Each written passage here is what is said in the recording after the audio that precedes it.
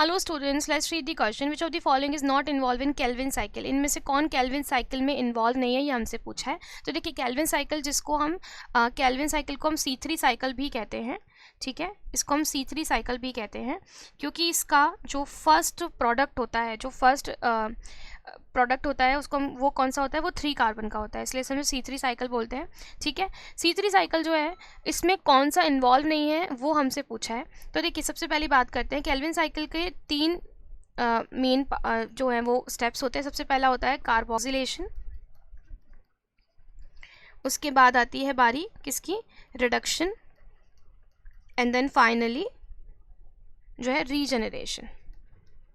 Okay तो अगर बात की जाए किसकी, कार्बोक्सिलेशन में, तो कार्बोक्सिलेशन की प्रोसेस में क्या होता है, इसमें जो RUBP है, ठीक है, RUBP राइबोलोज bisphosphate 1,5 bisphosphate with the enzyme, कौन सा एंजाइम, रोबिस्को एंजाइम की हेल्प से, ठीक है, क्या करता है, अपने साथ CO2 को बाउंड करता है और क्या बनाता है, 2 मॉलिक्यूल्स ऑफ 3 PGA बनाता है। 3 PGA मतलब 3 फॉस्फोग्लिसरेट।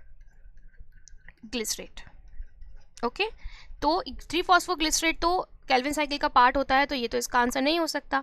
बात करते हैं सेकंड की ऑक्सिलो एसीटेट। तो ऑक्सिलो एसीटेट जो है वो एक्चुअल में C3 का पार्ट नहीं है, वो C4 साइकिल का पार्ट है, जो ओनली C4 प्लांट्स में देखने को मिलती है, जिसमें क्या होता है कि रोबिस्को वहाँ पे प्रेजेंट नहीं होता शुरुआत में, वहाँ पर जो है वो PEP जो होता है, पेपकेज जो एंजाइम है, वो क्या करता है, PEP के साथ कार्बन डाइऑक्साइड को क्या करता है, बाउंड कराता है और ऑक्सिलो एसीटेट बनाता है। ठीक है, तो ये वाला जो ऑक्सिलो एसीटेट है ये C3 या केल्विन साइकिल का पार्ट नहीं होता, तो हमारा करेक्ट आंसर यही हो गया, क्योंकि हमसे यही पूछा कि नॉट इन्वॉल्व इन। ठीक है, तो आंसर वुड बी 2। अब बात करते हैं आगे की, राइबोलोज 1,5 बिसफॉस्फेट। तो मैंने अभी आपको बताया कि कार्बोक्सिलेशन में राइबोलोज 1,5 बिसफॉस्फेट जो है वो कार्बन डाइऑक्साइड के साथ रिएक्शन करता है और बनाता है 3 फॉस्फोग्लिसरेट। ठीक है, तो ये भी इसका आंसर नहीं हो सकता।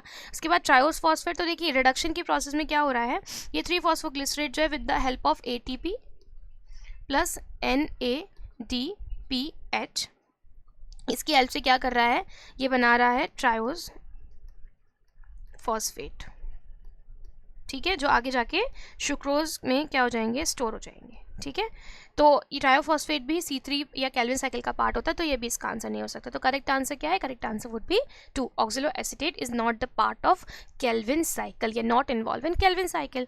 अगर हमें इसका NCERT रेफरेंस देखना है तो हमें कहाँ मिलेगा, ये मिलेगा हमें new NCERT of class 11th page number 144 पे आपको इसका रेफरेंस मिल जाएगा। I hope you have understood. Thank you so much.